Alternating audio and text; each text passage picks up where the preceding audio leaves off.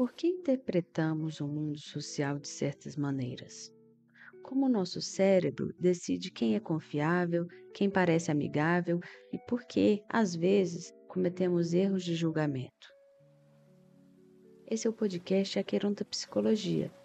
Hoje vamos navegar na intenção de compreender as influências do cognitivismo na psicologia social.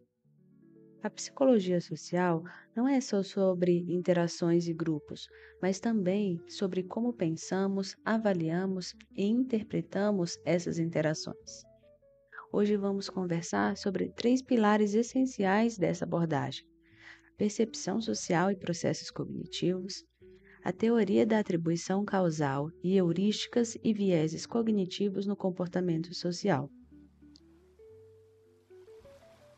Meu nome é Lídia Brelas, sou graduada e mestra em psicologia e quero te convidar para navegar pelos afluentes dessa área de estudos que pode ser tão vasta.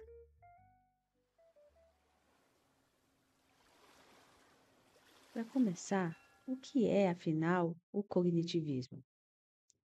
Imagina que a sua mente funciona como um computador sofisticado. Você recebe informações do ambiente, processa, organiza, armazena e, quando necessário, recupera esses dados para tomar decisões e agir. O cognitivismo é exatamente essa abordagem teórica da psicologia que estuda os processos mentais envolvidos no conhecimento, como a percepção, memória, pensamento, linguagem e tomada de decisão. Mas por que essa abordagem surgiu? Lá no início do século XX, a psicologia era amplamente dominada pelo behaviorismo, que focava no estudo dos comportamentos observáveis, deixando de lado o que acontecia dentro da mente. No entanto, muitos pesquisadores começaram a questionar essa visão. Afinal, será que podemos realmente entender o comportamento humano sem considerar os processos internos que guiam nossas ações? Nos anos 1950, o avanço da inteligência artificial, da linguística e da neurociência ajudou a fortalecer essa nova perspectiva. O cognitivismo ganhou força, trazendo uma nova maneira de compreender como as pessoas percebem e interagem com o mundo. E qual foi o impacto do cognitivismo na psicologia social? A psicologia social sempre se preocupou em entender como os indivíduos percebem, interpretam e respondem ao ambiente social. Com o cognitivismo, os pesquisadores passaram a explorar os processos mentais por trás dessas interações. Com o cognitivismo, os pesquisadores passaram a pesquisar os processos mentais por trás dessas interações. Como formamos impressões sobre os outros? Como explicamos o comportamento alheio? Por que cometemos erros sistemáticos em nossos julgamentos? É sobre essas questões que vamos falar nos próximos minutos. Então, prepare-se para mergulhar em um tema fascinante que ajuda a explicar como pensamos o mundo social.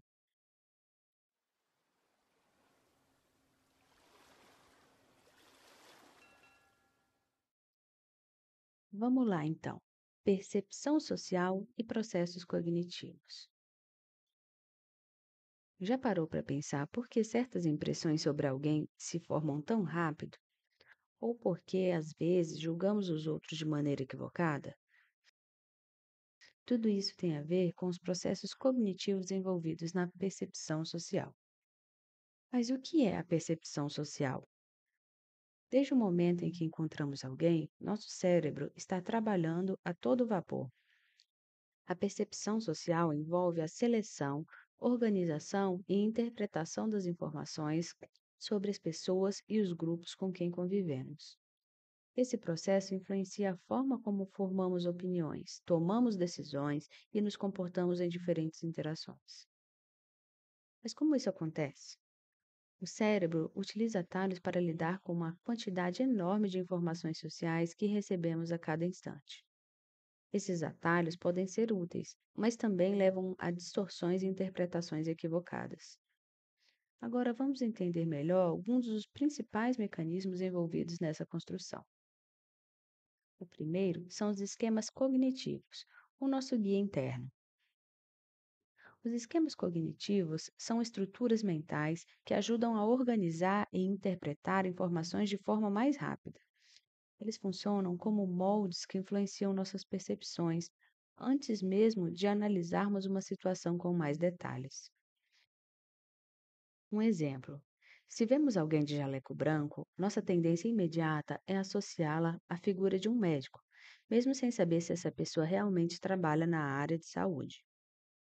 Esses esquemas facilitam a tomada de decisões, mas também podem nos levar a inferências precipitadas.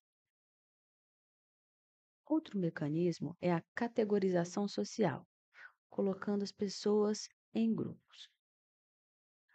Outro mecanismo é a categorização social. O nosso cérebro classifica automaticamente as pessoas em categorias com base em características como idade, gênero, etnia e ocupação. Esse processo é útil para organizar o mundo ao nosso redor, mas também pode gerar estereótipos, generalizações que nem sempre correspondem à realidade. Um exemplo disso é ao ouvir que alguém é advogado, podemos supor que seja uma pessoa argumentativa, ainda que essa característica não se aplique a todos os profissionais da área. Embora a categorização social ajude a simplificar informações, ela pode reforçar preconceitos e criar barreiras nas relações interpessoais.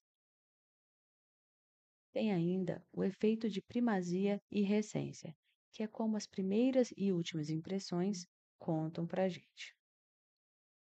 Você já percebeu que a primeira informação que recebemos sobre alguém pode influenciar fortemente nossa percepção futura?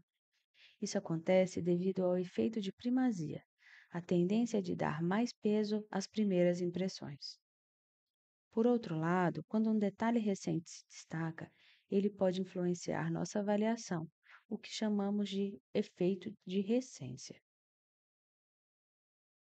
Exemplo: se nos apresentam um novo colega dizendo que ele é muito confiável, essa ideia pode influenciar todas as nossas interações futuras com essa pessoa.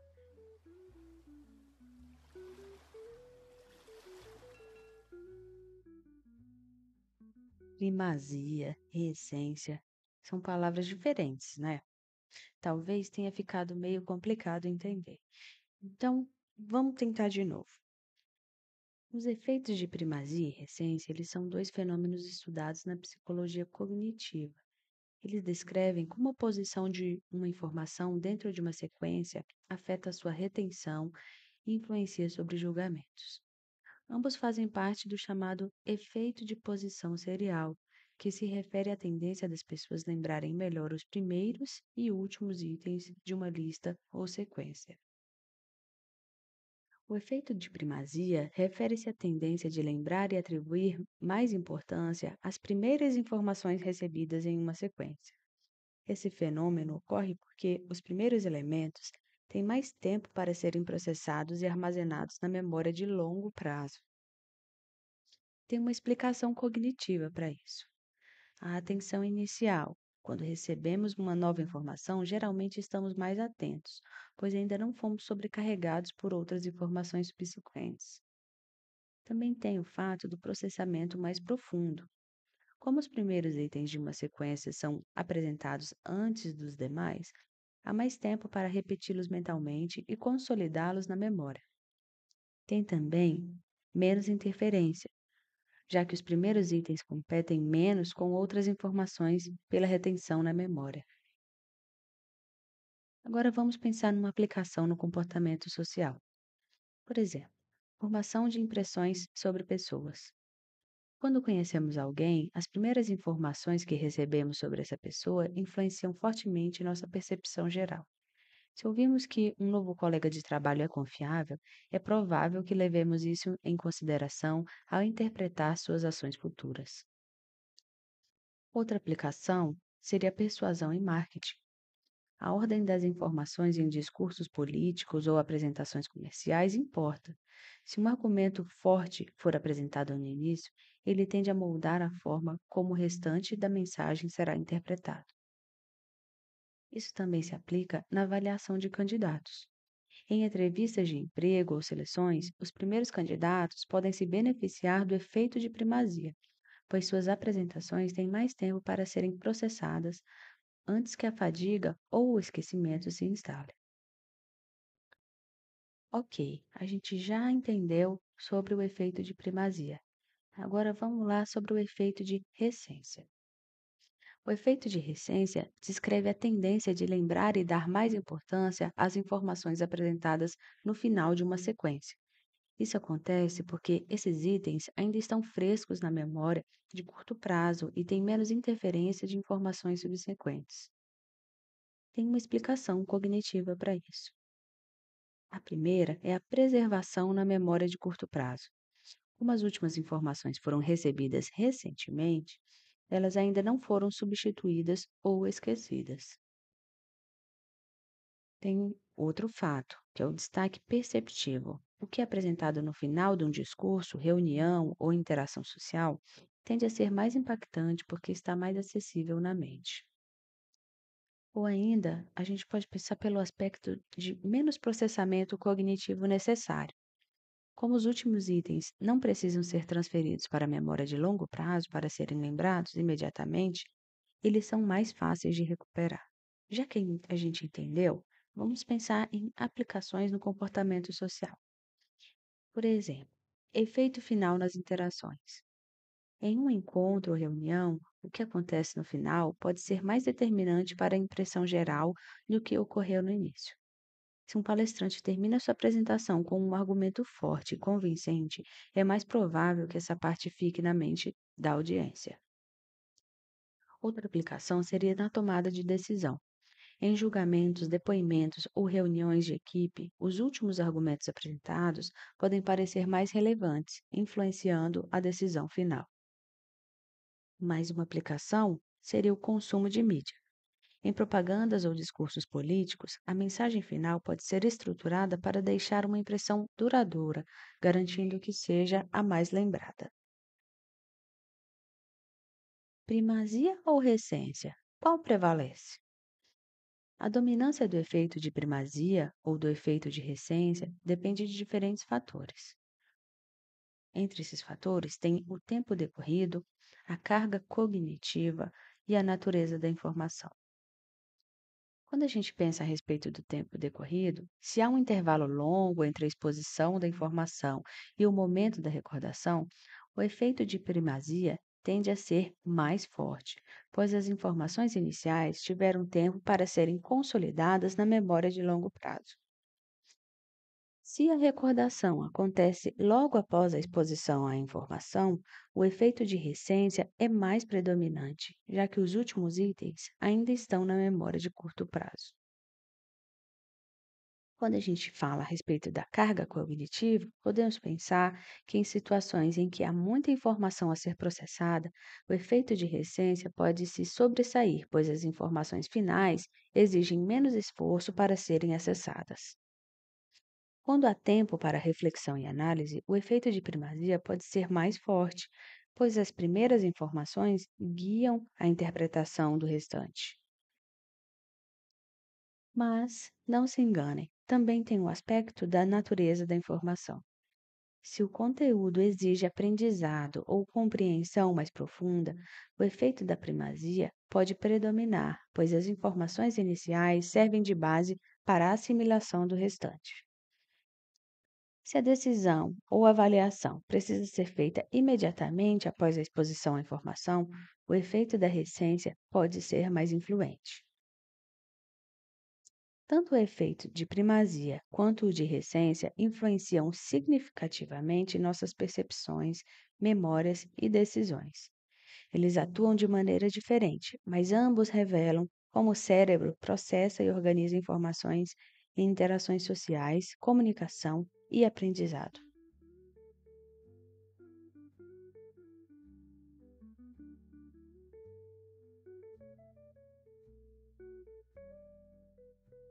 Agora que a gente já entendeu sobre percepção social e processos cognitivos, chegou a hora da gente falar sobre a teoria da atribuição causal.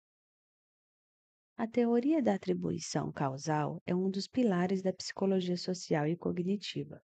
Ela busca compreender como e por que as pessoas atribuem causas aos comportamentos próprios e alheios, influenciando julgamentos, expectativas e interações sociais. Inicialmente, ela foi desenvolvida por Fritz Heider em 1958 e expandida por pesquisadores como Harold Kelley em 1967 e Bernard Weiner em 1972. Essa teoria revela que os seres humanos estão constantemente tentando interpretar o mundo social, explicando eventos e ações com base em causas percebidas. Essa busca por explicações não é apenas um fenômeno racional, mas um processo influenciado por crenças prévias, emoções e atalhos cognitivos. Como resultados, muitas vezes cometemos erros sistemáticos ao fazer atribuições. Então vamos lá, como é que a gente faz essas atribuições? Existem tipos de atribuição, a interna e a externa. Ao observar um comportamento, podemos atribuí-lo a dois tipos principais de causas: atribuição interna, disposicional, que é o comportamento explicado por fatores internos do indivíduo, como a personalidade, crenças, intenções ou habilidades. Um exemplo disso é: ela chegou atrasada porque é irresponsável. Ou também a atribuição externa, que é situacional. O comportamento ele é explicado por fatores externos, como circunstâncias ambientais, sorte ou pressões sociais. Um exemplo disso seria: ela chegou atrasada porque o trânsito estava congestionado. Agora, olha só que fato interessante. Normalmente, atribuímos os erros dos outros a fatores internos. Ele falhou porque não se esforçou, enquanto justificamos nossas próprias falhas com fatores externos. Eu não consegui porque estava muito difícil. Quando avaliamos sucessos, o inverso pode ocorrer. Nossos sucessos são vistos como resultados de habilidade e esforço, enquanto os dos outros podem ser explicados como sorte ou privilégios. Esse padrão revela vieses importantes, como o erro fundamental de atribuição e o viés do ator observador, que veremos mais adiante. Quando a gente começa a estudar a teoria de atribuição causal, é importante a gente fazer referência ao modelo de covariação de Kelley, de 1967. O Harold Kelley propôs um modelo para explicar como as pessoas fazem atribuições causais. Segundo ele, analisamos três fatores ao tentar determinar se um comportamento tem causa interna ou externa. Os três fatores são consistência, distintividade, consenso. Consistência se refere a: o comportamento ocorre frequentemente na mesma situação? Se alguém sempre chega atrasado, a consistência é alta. Se alguém raramente se atrasa, a consistência é baixa. Distintividade: o comportamento ocorre apenas em determinadas situações? Se Maria só se atrasa para reuniões matinais, a distintividade é alta. Se Maria se atrasa para todos os compromissos, a distintividade é baixa. Consenso: outras pessoas agem da mesma forma na mesma situação? Se vários colegas também chegaram atrasados, o consenso é alto. Se somente Maria se atrasou, o consenso é baixo. Vamos pensar em algum exemplo de aplicação. Se a Maria se atrasa para o trabalho frequentemente, tem alta consistência, mas nunca se atrasa para compromissos pessoais, alta distintividade. E outros colegas também chegaram atrasados, alto consenso. Provavelmente a explicação é situacional. O trânsito, por exemplo. Se por outro lado Maria sempre se atrasa, alta consistência, se atrasa para todos os tipos de eventos, baixa distintividade, e os colegas chegam no horário, baixo consenso. A explicação tende a ser interna, com falta de organização. Legal, né? Aposto que você também está curtindo a psicologia social. Outro aspecto importante na teoria de atribuição causal são os vieses comuns na atribuição. Embora tenhamos mecanismos para atribuir causas de forma lógica, muitos vieses afetam nossa interpretação. Os principais são erro fundamental de atribuição, viés do ator-observador, viés de autoengrandecimento, viés de falso consenso, efeito justo mundo. Vamos lá, a gente vai falar de um por um. O erro fundamental de atribuição é quando tendemos a supervalorizar fatores internos ao explicar o comportamento dos outros e subestimar fatores externos. Um exemplo: ele foi rude porque é mal educado, sem considerar que ele pode estar tendo um dia difícil. Viés do ator observador. Explicamos nosso próprio comportamento com fatores situacionais, mas o dos outros com fatores internos. Exemplo: eu bati o carro porque a rua estava escorregadia, mas ele bateu porque é um péssimo motorista. Viés de autoengrandecimento. Atribuímos sucesso a nós mesmos, fatores internos, e fracassos a fatores externos. Exemplo: passei na prova porque sou inteligente, sucesso interno, mas foi mal porque o professor dificultou o teste, fracasso externo. Viés de falso consenso. Tendemos a acreditar que mais pessoas concordam com nossas opiniões e comportamentos do que realmente concordam. Exemplo: todo mundo pensa como eu sobre esse assunto.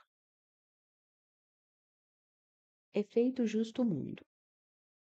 Tendência a acreditar que o mundo é justo e que as pessoas recebem aquilo que merecem. Exemplo: ele está desempregado porque não se esforçou o suficiente, ignorando fatores estruturais como a desigualdade de oportunidades.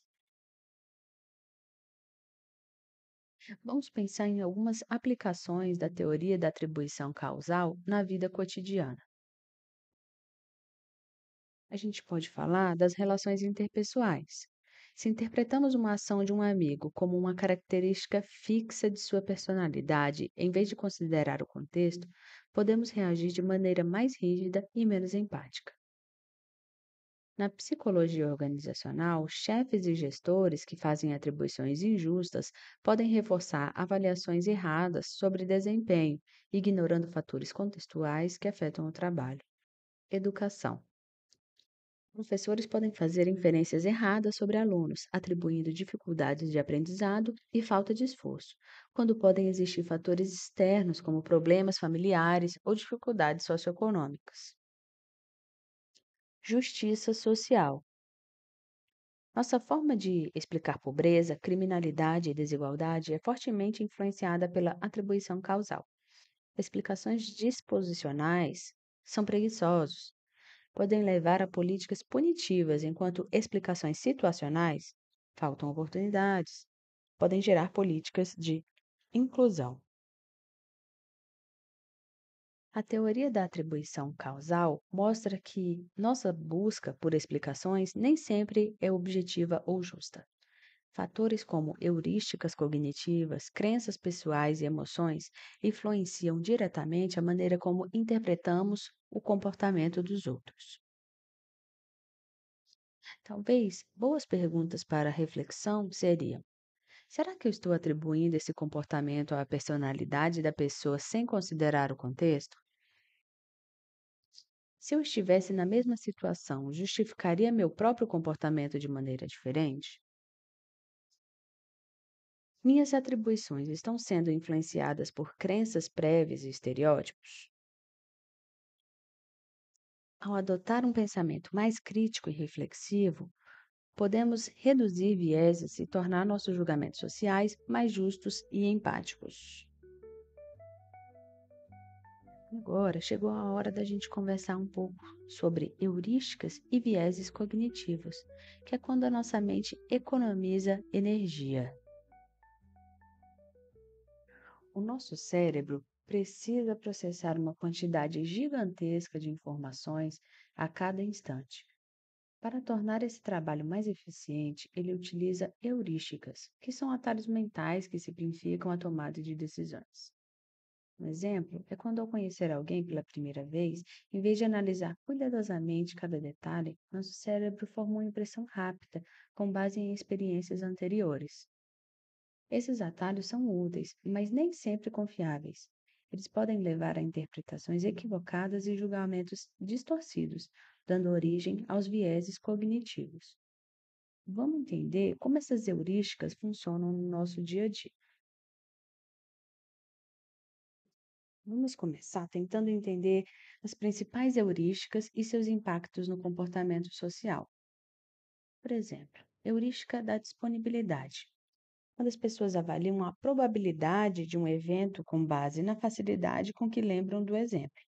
Um exemplo: se alguém vê muitas notícias sobre acidentes aéreos, pode acreditar que viajar de avião é mais perigoso do que de carro, mesmo que estatisticamente o avião seja mais seguro.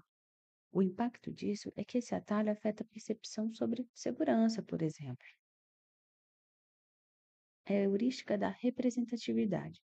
É quando a gente julga algo com base na semelhança com um protótipo mental, sem considerar estatísticas reais. Exemplo disso é se uma pessoa é introvertida e gosta de ler, muitos podem assumir que ela é bibliotecária, ignorando o fato de que existem mais engenheiros ou professores do que bibliotecários. O impacto disso é que reforça estereótipos e preconceitos, influenciando a maneira como categorizamos pessoas. Heurística da ancoragem. Decisões são influenciadas pelo primeiro valor apresentado, mesmo que ele não seja relevante.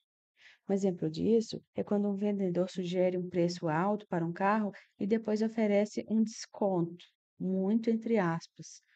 Lembra da Black Fraud, né? O comprador pode achar a segunda oferta razoável, sem perceber que o preço ainda está elevado. O impacto disso é que afeta negociações, consumo e até percepções sobre salários e políticas públicas. Mas tá, o que são vieses cognitivos? Os vieses cognitivos são distorções sistemáticas no pensamento. Eles surgem justamente porque nosso cérebro busca eficiência e rapidez, mas muitas vezes sacrifica a precisão no processo. Vamos conhecer alguns dos vieses mais comuns e como eles moldam nossa visão de mundo. Os principais vieses cognitivos no comportamento social são erro fundamental de atribuição, viés da confirmação, viés da autoavaliação positiva, viés da ilusão de controle e efeito halo. Vamos falar sobre cada um deles. No erro fundamental de atribuição, ele acontece quando, ao julgar os outros, tendemos a superestimar fatores internos e ignorar fatores externos. Um exemplo é se alguém corta a fila, a gente assume que é uma pessoa mal educada, sem considerar que pode estar lidando com uma emergência. O impacto disso é que pode gerar julgamentos precipitados e dificultar a empatia nas relações interpessoais. Já sobre o viés da confirmação, é quando buscamos e interpretamos informações que reforçam nossas crenças, ignorando dados contrários. Um exemplo disso é quando uma pessoa que acredita em um mito sobre saúde só lê artigos que confirmam sua visão e ignora estudos que a desmentem. O impacto disso é que alimenta a polarização, tornando o diálogo entre diferentes opiniões mais difícil. Já sobre o viés da autoavaliação positiva, é quando atribuímos nossos sucessos a qualidades pessoais e nossos fracassos a fatores externos. Exemplo disso é: passei na prova porque eu sou inteligente, mas reprovei porque o professor dificultou o teste. Convenhamos, o impacto disso pode dificultar o aprendizado com os erros e gerar conflitos em ambientes profissionais, né? Tem também o viés da ilusão de controle. É quando tendemos a acreditar que temos mais controle sobre eventos do que realmente temos. Um exemplo disso é quando jogadores de loteria que escolhem seus números acreditam que isso aumenta suas chances de ganhar. Talvez um impacto que a gente pode pensar é que pode levar a comportamentos supersticiosos e más decisões financeiras. Talvez um ponto importante seja o efeito halo também. Ele é um dos mais conhecidos. É quando uma única característica positiva ou negativa pode influenciar toda a percepção sobre alguém. Um exemplo: se uma pessoa é atraente, tendemos a presumir que também seja confiável e inteligente. Isso afeta as contratações, as eleições e percepções sobre figuras públicas. Eu aposto que você já ouviu falar de governadores antigos que foram eleitos e as pessoas falavam: Ah, eu votei nele porque ele é bonito, deve ser boa pessoa. Isso acontece com mais frequência do que a gente imagina. Mas tá bom, como evitar erros de julgamento?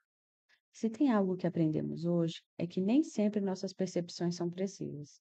Algumas estratégias podem ajudar a evitar armadilhas cognitivas no dia a dia. Parar e refletir: será que estamos avaliando a situação com informações completas? Buscar perspectivas diferentes. Como alguém com outra experiência de vida interpretaria essa mesma situação? Questionar primeiras impressões.